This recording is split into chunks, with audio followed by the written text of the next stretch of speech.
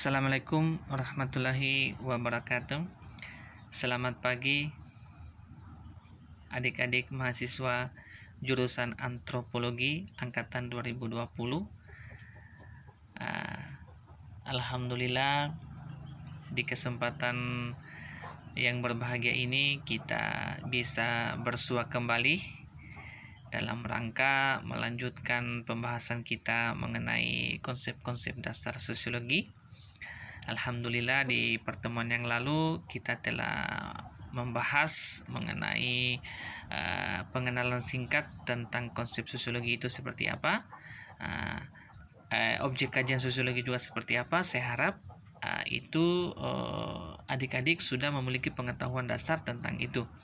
Dan insya Allah hari ini Bapak akan coba menjelaskan mengenai interaksi sosial.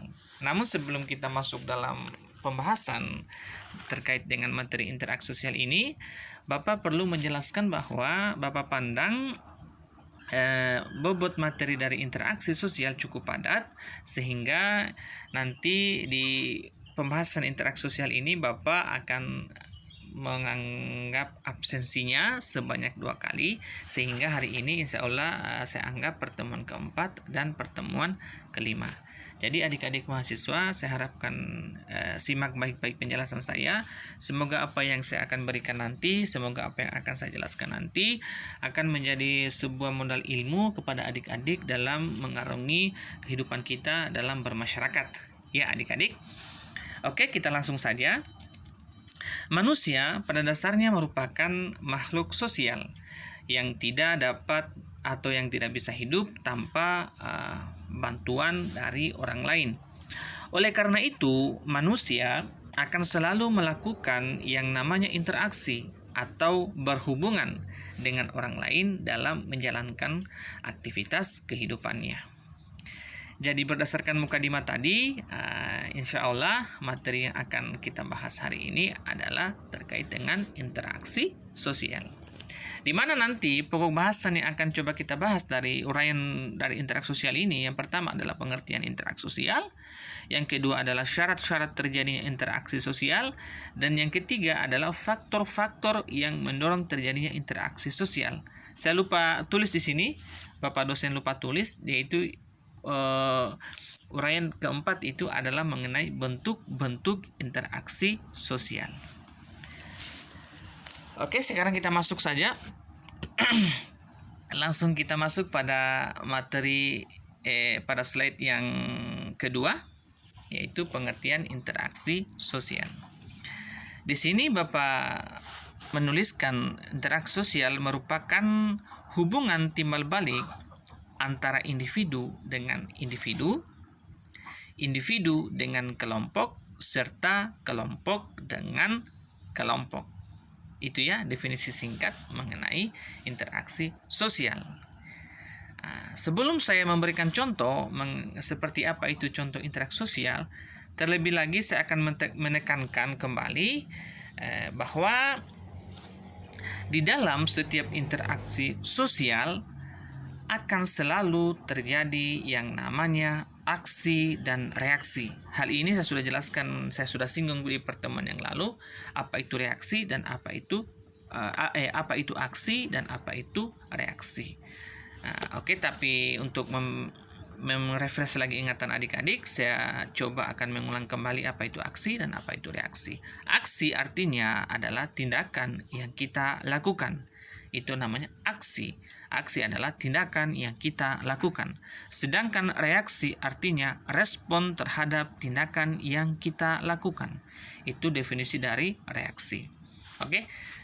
Contoh, saya coba akan memberikan contoh interaksi sosial di sini.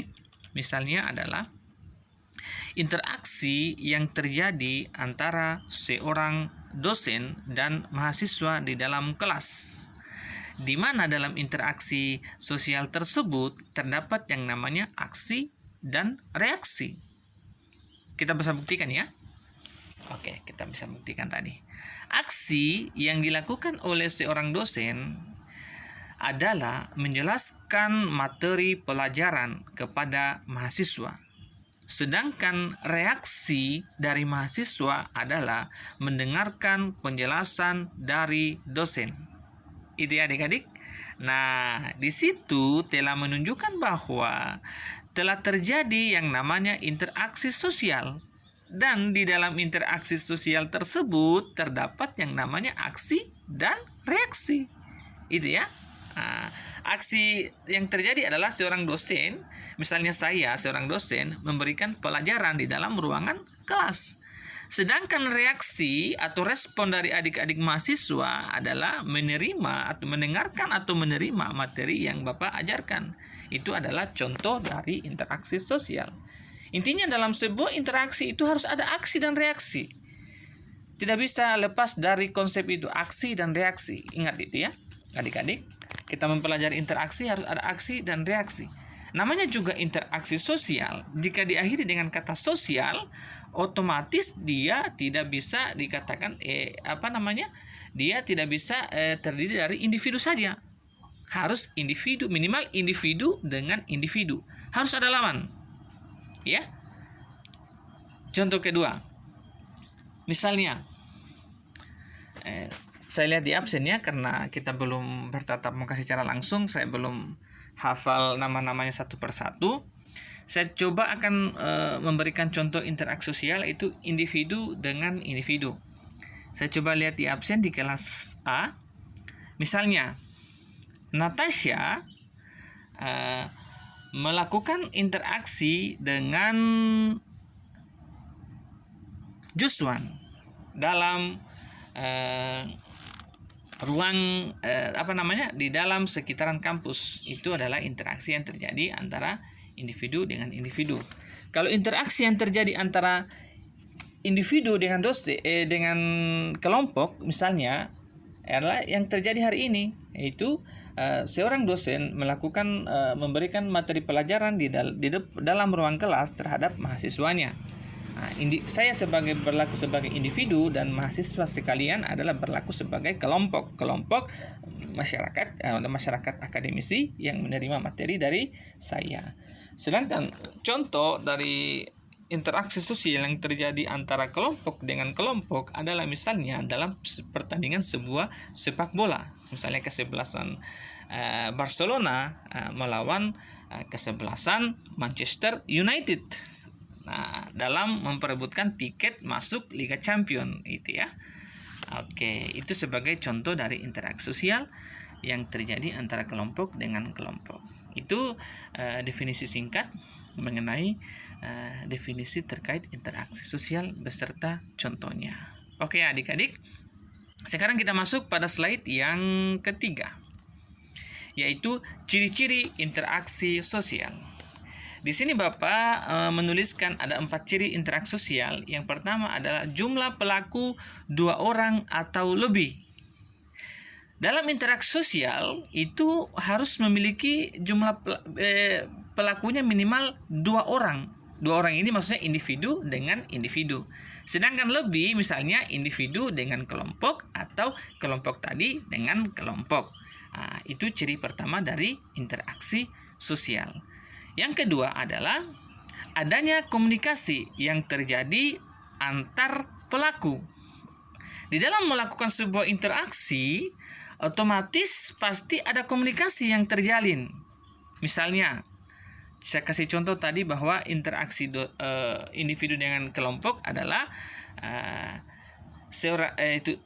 seorang dosen memberikan materi pelajaran terhadap mahasiswanya di dalam ruang kelas.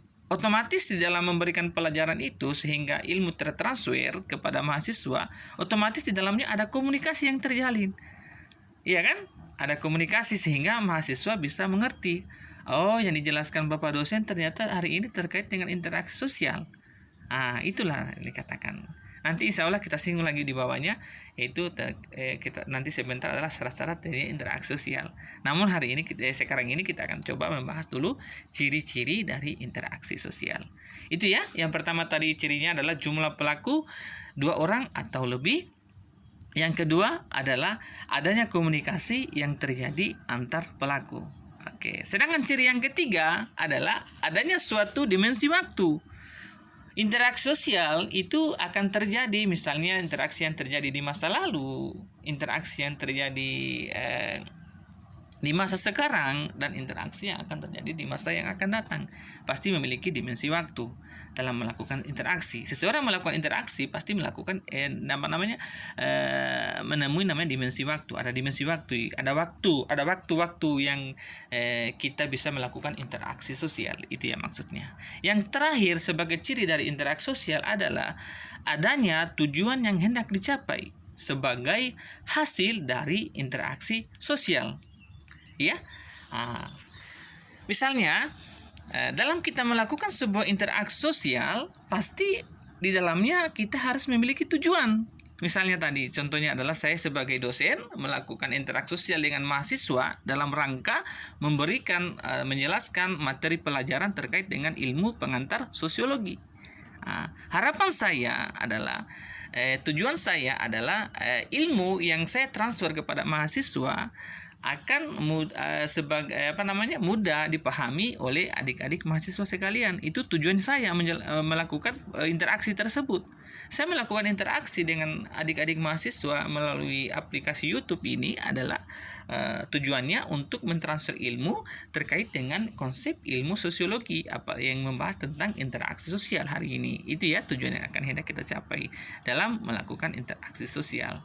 Yaitu ya adik-adik 4 ciri dari interaksi sosial. Saya harapkan di penjelasan singkat saya adik-adik bisa memahaminya. Saya mohon maaf mungkin agak terlalu cepat ya. Nanti kalau memang penjelasan dalam saya memberikan penjelasan terlalu cepat, nanti bisa disarankan di grup, chat saja tidak apa-apa, bilang Pak mohon maaf Bapak menjelaskan terlalu cepat atau seperti apa. Insya Allah yang penting disampaikan dengan penyampaian yang sopan ya. Oke adik-adik, itulah 4 ciri dari interaksi sosial. Sekarang kita masuk pada slide yang keempat, adalah syarat-syarat terjadinya interaksi sosial. Di sini syarat terjadinya interaksi sosial itu ada 2 ya adik-adik. Yang pertama adalah kontak sosial dan yang kedua adalah adanya komunikasi. Sekarang kita bahas satu persatu.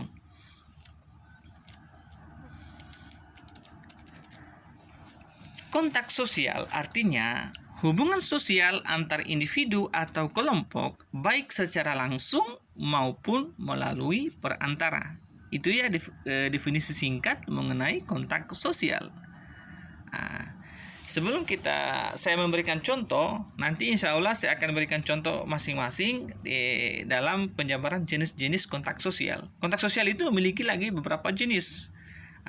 Yang pertama adalah jenis-jenis kontak sosial berdasarkan bentuknya.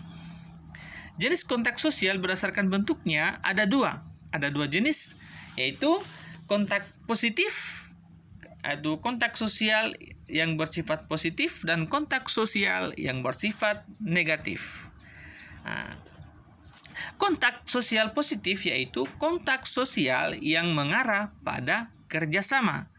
Itu ya, kontak sosial positif adalah kontak sosial yang mengarah pada kerjasama. Namanya hal yang positif berarti mengarah pada sebuah kerjasama. Misalnya, masyarakat melakukan kerja bakti setiap akhir pekan di lingkungan kompleks perumahan. Ya, berarti di dalamnya ada terjadi kontak sosial antar warga masyarakat yang tinggal di kompleks tersebut. Ada kontak yang terjadi melakukan kebersihan lingkungan gitu. Iya, itu sebagai contoh dari kontak sosial yang bersifat positif.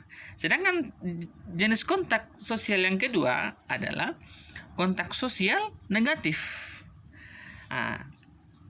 Kontak sosial negatif yaitu kontak sosial yang mengarah pada suatu pertentangan atau konflik. Contohnya adalah perang yang terjadi antara Israel dan Palestina. Iya kan? Pasti dalam melakukan terjadinya perang ada kontak yang terjadi. Nanti kita jelaskan sebentar lagi apakah itu terjadi namanya kontak secara langsung atau kontak tidak langsung. Ada lagi itu di jenis kontak yang kedua. Tapi itu adalah dalam melakukan peperangan pasti ada terjadi kontak, misalnya kontak senjata, kontak fisik. dalam melakukan sebuah peperangan. Itu adalah kontak sosial negatif. Oke, yang adik-adik, sekarang kita masuk jenis kontak sosial berdasarkan sifat hubungannya. Berdasarkan sifat hubungannya, kontak sosial terdiri atas dua jenis, yaitu kontak primer dan kontak sekunder. Nah, berdasarkan hubungannya tadi, kontak sosial terdiri dari dua jenis juga ya adik-adik, yaitu kontak sosial primer dan kontak sosial sekunder. Yang dikatakan kontak sosial primer adalah kontak sosial yang dilakukan secara langsung atau melalui tatap muka. Itu adalah kontak sosial primer, yaitu kontak sosial yang dilakukan secara langsung dengan bertatap muka, dengan bertemu secara langsung dan bertatap muka. Itu yang dikatakan dengan kontak sosial secara primer. Contohnya adalah saling berjabat tangan. Otomatis kalau berjabat tangan pasti saling bertatap muka. Itu adalah kontak sosial secara langsung. Contoh yang berikutnya juga adalah saling melemparkan senyum dan lain sebagainya. Itu ya adik-adik. Contoh kontak sosial primer adalah kontak sosial yang secara langsung atau bertatap muka. Sedangkan yang kedua adalah kontak sosial sekunder. Yang kedua adalah kontak sosial sekunder. Yang dikatakan kontak sosial sekunder adalah kontak sosial yang dilakukan melalui media ataupun perantara. Kontak sosial sekunder adalah kontak sosial yang dilakukan melalui media atau perantara. Misalnya, seseorang menitipkan pesan untuk temannya melalui orang lain, gitu ya. Misalnya saya ambil lagi contoh di kelas B. Misalnya Rahmi menitipkan pesan bahwa hari ini dia tidak bisa mengikuti pelajaran ilmu sosiologi dikarenakan sakit. Disampaikan melalui Yadi. Rahmi minta tolong kepada Yadi untuk menyampaikan kepada ketua tingkat bahwa Rahmi hari ini tidak bisa masuk di mata kuliah pengantar sosiologi dikarenakan sakit. Ya, itu ya. Sebagai contoh dari kontak sosial sekunder. Contoh yang lain juga, misalnya saya sebagai dosen menyampaikan pesan kepada adik-adik mahasiswa yang ada di rumah masing-masing melalui aplikasi WhatsApp, ya, melalui perantara ya. Di situ ada kontak sosial melalui perantara. Ya, oke, itu adalah mengenai syarat terjadinya interaksi sosial. Yang pertama adalah kontak sosial. Sekarang kita masuk pada syarat terjadinya sebuah interaksi yang kedua adalah komunikasi. Oke, kita masuk syarat interaksi sosial yang kedua adalah komunikasi. Komunikasi artinya proses penyampaian pesan ataupun informasi antara dua orang atau lebih. Komunikasi artinya proses penyampaian pesan ataupun informasi antara dua orang atau lebih. Sekarang kita masuk lagi di bawah bahwa 5 unsur-unsur dalam komunikasi. 5 unsur dalam komunikasi. Yang pertama itu adalah komunikator, yang kedua adalah komunikan, yang ketiga adalah pesan, yang keempat adalah media, dan yang terakhir atau yang kelima adalah efek. Sekarang Bapak dosen akan memberikan penjelasan satu persatu. Apa itu komunikator? Komunikator artinya, diingat ya, komunikator artinya orang yang menyampaikan pesan. Komunikator artinya orang yang menyampaikan pesan. Sedangkan komunikan artinya orang yang menerima pesan. Itu ya. Saya kasih contoh ya. interaksi yang terjadi antara seorang dosen tadi, saya sebagai dosen dengan mahasiswa yang terjadi dalam ruang kelas. Itu kan? Contoh sebagai interaksi tadi di awal. Saya sebagai bapak dosen adalah merupakan seorang komunikator. Karena adalah orang yang menyampaikan pesan. Saya yang menyampaikan pesan itu berupa materi pembelajaran. Saya disebut sebagai komunikator. Sedangkan contoh komunikan itu adalah adik-adik mahasiswa. Adalah adik-adik yang menerima pesan, yang menerima materi dari saya sebagai komunikator melalui proses dalam ruang kelas itu, dalam proses pembelajaran. Itu ya. Mana komunikan, mana komunikator, mana komunikan. Adik-adik saya harap sudah bisa membedakan. Itu ya, adik-adik. Unsur yang ketiga adalah pesan. Pesan artinya sesuatu yang ingin hendak disampaikan oleh komunikator kepada komunikan. Itu ya. Sesuatu yang ingin hendak disampaikan oleh komunikator kepada komunikan. Itu namanya pesan. Apakah itu? Contoh lagi tadi kan. Saya sebagai komunikator, adik-adik mahasiswa sebagai komunikan. Sedangkan pesan yang ingin saya sampaikan adalah ilmu dari interaksi sosial yang kita bahas hari ini. Itu pesan yang ada terjadi pada interaksi kita hari ini. Ini adalah merupakan contoh dari interaksi sosial antara individu dengan kelompok. Individu adalah saya sebagai dosen, sedangkan kelompok adalah adik-adik mahasiswa yang di rumah. Itu adalah interaksi yang terjadi antara individu dengan kelompok. Sedangkan pesan saya adalah atau sesuatu yang akan saya sampaikan adalah berupa materi pembelajaran hari ini, yaitu terkait dengan interaksi sosial. Itu adalah dikatakan pesan, sesuatu yang ingin saya sampaikan. Nah, itu ya adik-adik, unsur dari komunikasi. Yang keempat adalah media. Media artinya alat atau sarana untuk menyampaikan pesan. Media adalah atau artinya adalah sarana untuk menyampaikan pesan.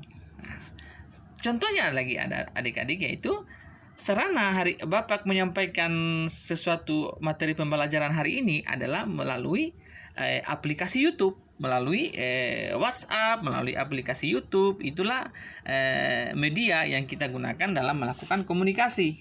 Itu ya adik-adik. Contoh yang kelima adalah unsur yang kelima adalah efek. Efek artinya perubahan yang diharapkan terjadi kepada komunikan setelah menerima pesan dari komunikator. Itu adalah yang dimaksud dengan efek. Kita kembali lagi ke contoh tadi, bahwa kita melakukan interaksi sosial hari ini, Bapak sebagai komunikator dan adik-adik sebagai komunikan, yang sebelumnya adik-adik bertindak sebagai komunikan belum memahami, belum memiliki pengetahuan terkait dengan apa itu interaksi sosial. Sehingga dengan terjadi interaksi sosial hari ini, Bapak sebagai komunikator, adik-adik sebagai komunikan, efek yang akan saya harapkan terjadi itu adalah adik-adik sudah memiliki pengetahuan terkait dengan interaksi sosial. Itu efek yang Bapak harapkan ya dalam melakukan komunikasi, dalam melakukan interaksi hari ini. Seperti itu ya adik-adik. Alhamdulillah. Seperti itu ya adik-adik yang dikatakan dengan 5 unsur-unsur dalam komunikasi. Adik-adik harus bisa membedakan nanti, dipelajari. Insya Allah mungkin di ujian nanti saya kasih memang kisi-kisinya. Salah satu soal yang akan saya munculkan mudah-mudahan adalah 5 unsur komunikasi ini.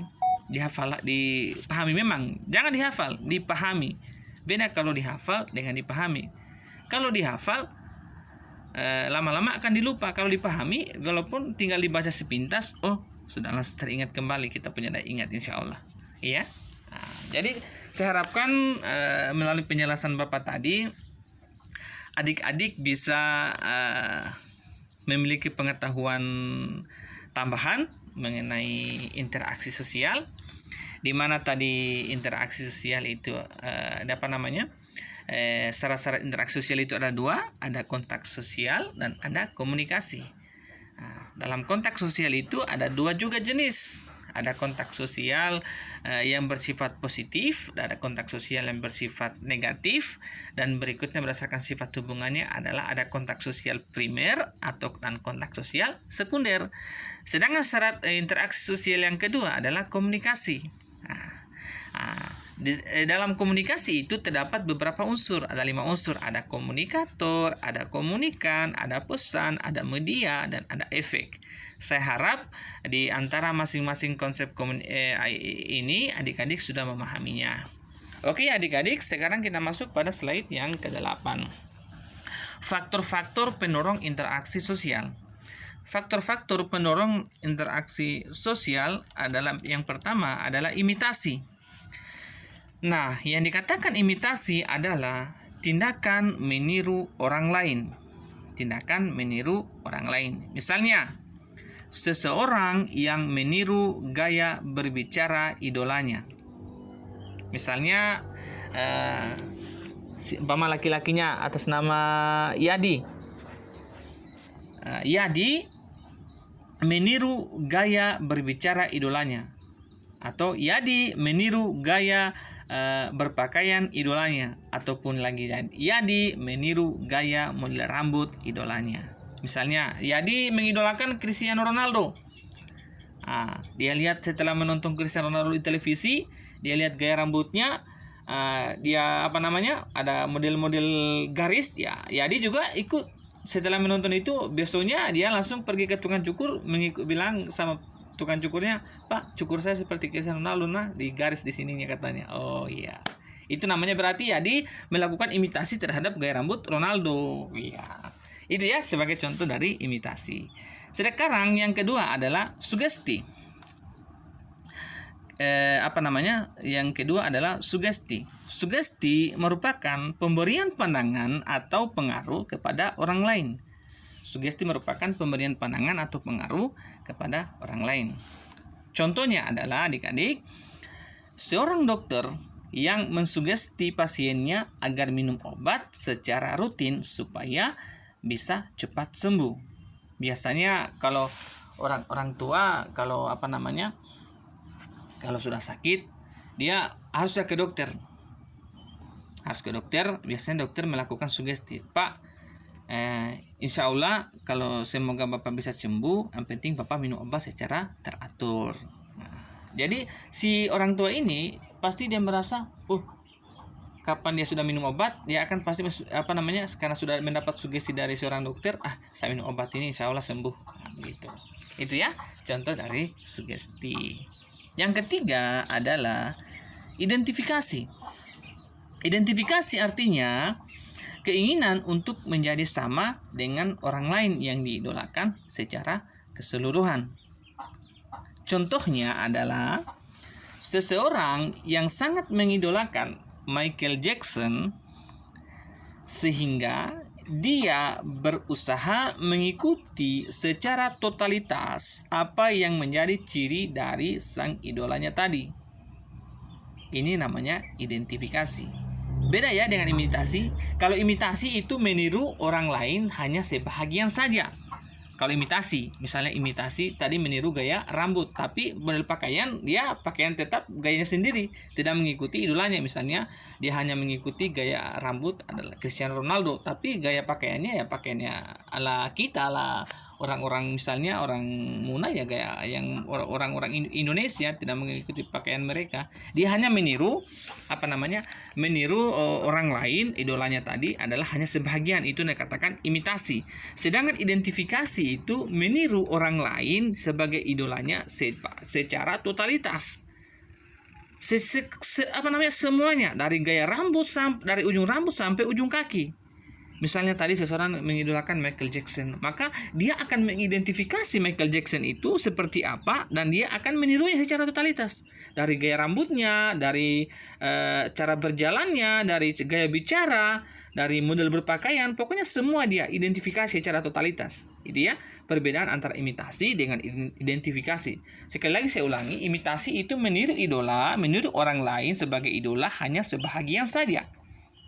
Sedangkan identifikasi adalah meniru orang lain yang menjadi idola secara totalitas, secara keseluruhan. Itu ya adik-adik.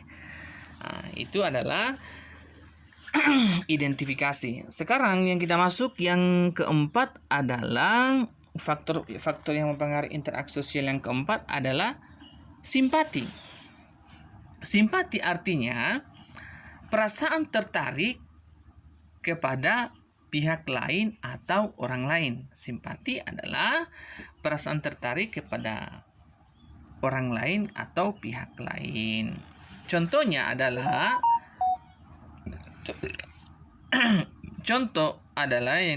yang dikenal zaman sekarang adalah contoh dari simpati yang dikenal zaman sekarang itu misalnya pacaran. Konsep pacaran yang anak-anak muda sekarang yang lagi tren. Nah, yang namanya pacaran tentu dapat terjadi karena adanya rasa simpati antara laki-laki dan perempuan, iya kan? Tidak mungkin seseorang melakukan hubungan dengan orang, misalnya hubungan pacaran, tidak ada sesuatu hal yang menarik bagi dia. Misalnya si cewek, dia tidak akan mungkin menerima seorang laki-laki untuk menjadi pacarnya jika tidak ada yang menarik simpati si cewek tadi terhadap apa sih yang menarik dari kamu sehingga kamu bisa saya terima jadi pacar saya. Nah, itu kan salah satu contoh. Ini contoh aja ya, contoh, jangan dijadikan jangan begitu. Jadikan contoh saya di sini contoh dari simpati, kata simpati ya. Bisa juga sebaliknya, seorang laki-laki dia akan menerima seseorang perempuan dalam hal melakukan misalnya janganlah pacaran contoh atau menikah.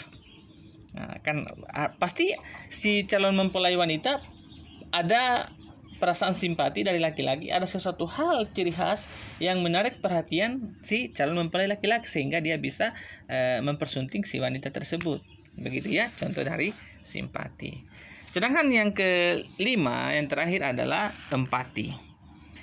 Empati artinya perasaan mendalam yang seakan-akan kita merasakan yang dirasakan oleh orang lain.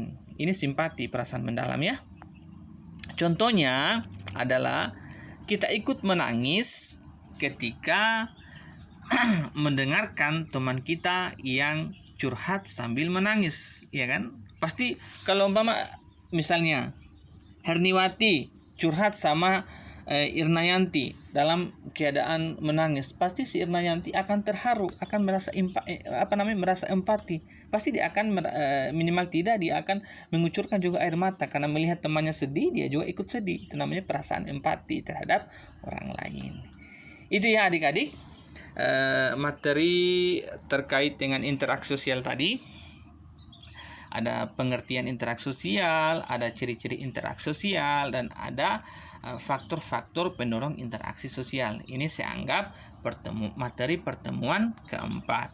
Sedangkan kita masuk pada materi pertemuan yang saya anggap pertemuan kelima, yang terakhir adalah bentuk-bentuk interaksi sosial. Nah, bentuk-bentuk interaksi sosial. Ada dua bentuk interaksi sosial.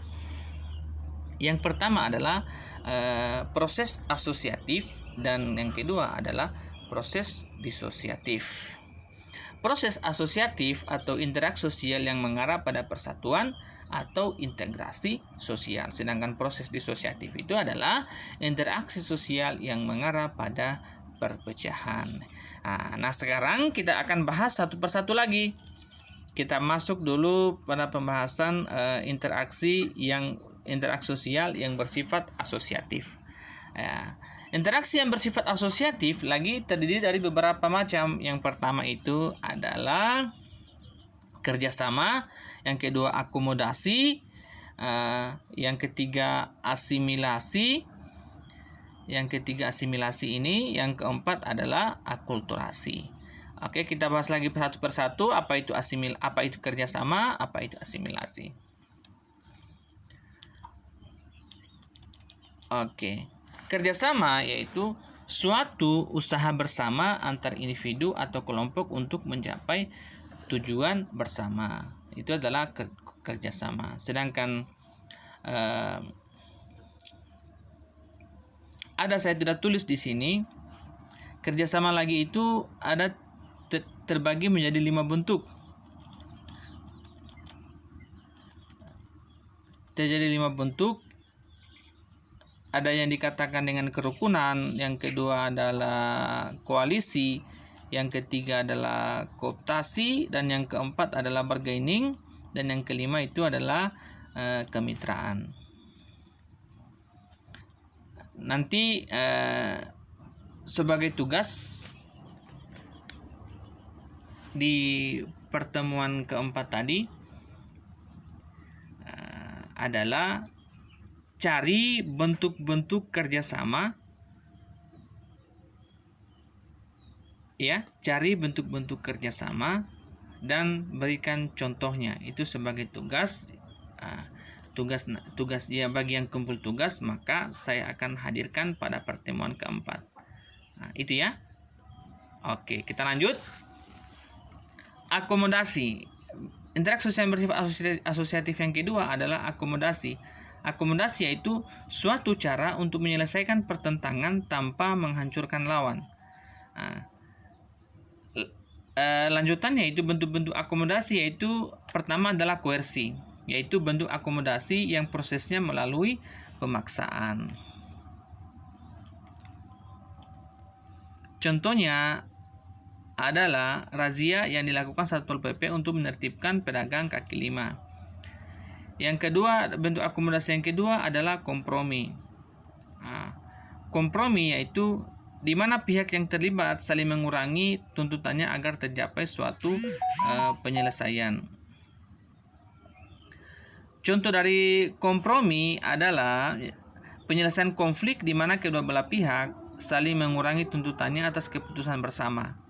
Itu ya contoh kompromi. Sedangkan arbitrasi yaitu cara untuk mencapai sebuah kompromi melalui pihak ketiga. Sebab pihak-pihak yang bertikai tidak mampu menyelesaikan masalahnya sendiri. Contohnya adalah pengadilan agama merupakan pihak ketiga dalam penyelesaian konflik rumah tangga seperti perceraian. Dan yang keempat itu adalah mediasi. Hampir sama dengan arbitrasi, hanya saja tahap mediasi peran pihak ketiganya netral. Misalnya pertikaian antara si A dan si B dan ketua RT sebagai pihak ketiganya. Dan yang kelima adalah konsiliasi, suatu usaha untuk mempertemukan keinginan-keinginan dari pihak yang bertikai untuk mencapai kesepakatan.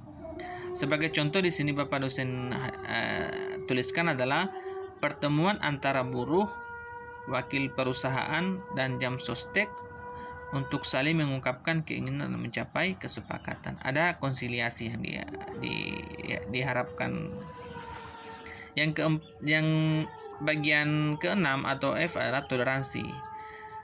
Bentuk akomodasi yang terjadi tanpa persetujuan formal. Misalnya pada bulan puasa, umat yang tidak berpuasa tidak makan sembarang tempat. Itu adalah toleransi.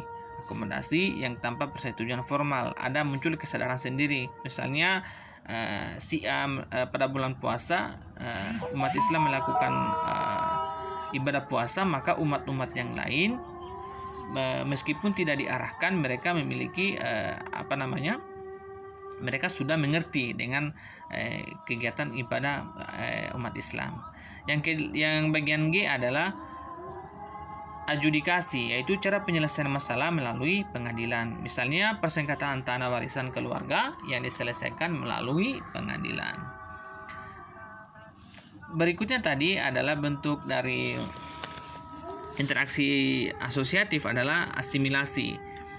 Asimilasi merupakan usaha-usaha untuk mengurangi perbedaan antar individu atau antar kelompok guna mencapai suatu kesepakatan berdasarkan kepentingan dan tujuan-tujuan bersama. Pembauran budaya di mana dua kelompok meleburkan kebudayaan mereka sehingga melahirkan satu kebudayaan yang baru. Itu adalah asimilasi.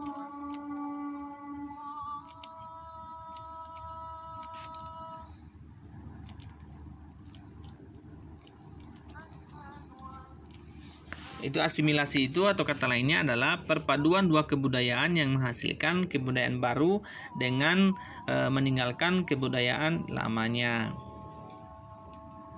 Sebelumnya, adik-adik mahasiswa perlu tahu bahwa menurut Konjaraningrat ada 7 unsur kebudayaan, yaitu bahasa, sistem pengetahuan, organisasi sosial, peralatan hidup dan teknologi, mata pencaharian, religi dan kesenian. Itu 7 unsur kebudayaan.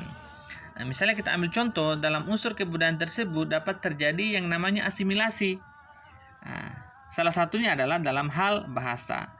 Di dalam bahasa dapat terjadi yang namanya asimilasi. Contohnya adalah sepasang suami istri yang baru menikah, di mana sang suami bersuku Muna, contoh saja ini Pak ya adik-adik, di mana sang suami bersuku Muna dan sang istri bersuku Jawa.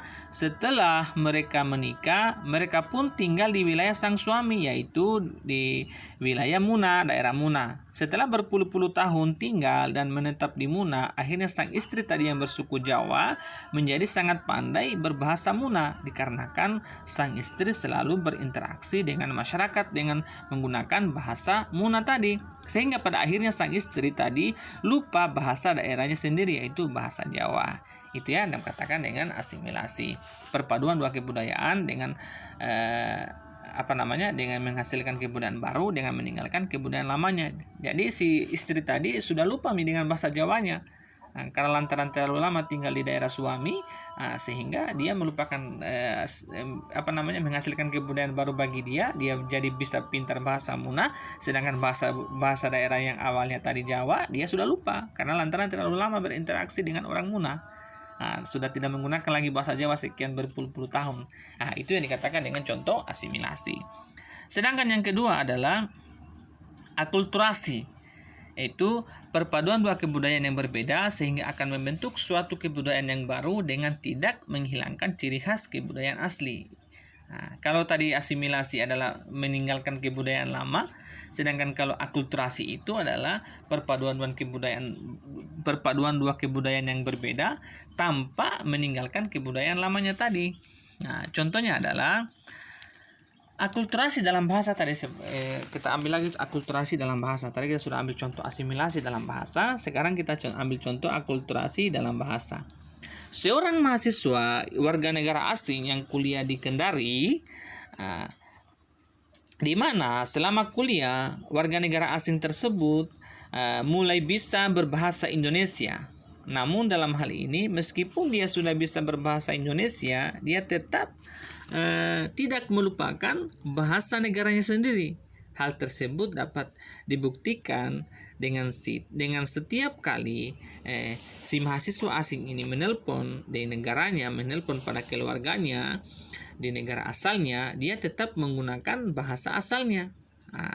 Nah, dalam contoh tersebut bahwa terjadi yang namanya akulturasi bahasa, di mana warga asing tadi walaupun dia telah melakukan akulturasi bahasa, dia sudah bisa berbahasa Indonesia, dia sudah bisa mengerti budaya baru, bisa berbahasa Indonesia, merupakan dia itu adalah budaya yang baru bagi dia. Namun dia tidak tetap melupakan bahasa daerah sendiri, dia tetap tidak melupakan bahasa asalnya negaranya sendiri gitu. Meskipun dia sudah pintar bahasa Indonesia, dia juga tidak lupa dengan bahasa negara daerahnya sendiri. Itu namanya akulturasi. Perpaduan dua kebudayaan dengan tanpa meninggalkan kebudayaan lamanya. Itu ya adik-adik. Sekarang kita masuk ke dalam interaksi sosial yang bersifat disosiatif. Yang pertama itu adalah interaksi sosial yang bersifat disosiatif adalah mengarah pada perpecahan atau disintegrasi atau faktor penghambat keteraturan. Interaksi sosial yang bersifat disosiatif dibagi menjadi 3. Yang pertama adalah kontravensi. Kontravensi yaitu proses sosial yang berada di antara persaingan dan konflik, yakni perasaan tidak suka yang disembunyikan. Yang kedua adalah persaingan, usaha mencapai dengan cara menentang pihak lawan tanpa tujuan dengan cara menentang pihak lawan tanpa disertai ancaman dan kekerasan. Misalnya debat pemilihan presiden dan lain-lain. Yang ketiga adalah konflik atau pertentangan, upaya mencapai tujuan dengan cara menentang pihak lawan yang disertai dengan ancaman dan kekerasan. Contoh konflik yaitu ada bisa dari konflik individu, konflik ras, dan konflik sebagainya. Itu ya adik-adik, saya kira pertemuan kita mengenai pembahasan interaksi sosial saya anggap sudah tuntas. Saya harap adik-adik memiliki pengetahuan baru lagi mengenai konsep sosiologi yaitu interaksi sosial. Oke, saya kira pertemuan kita hari ini saya akhiri dengan ucapan wassalamualaikum warahmatullahi wabarakatuh.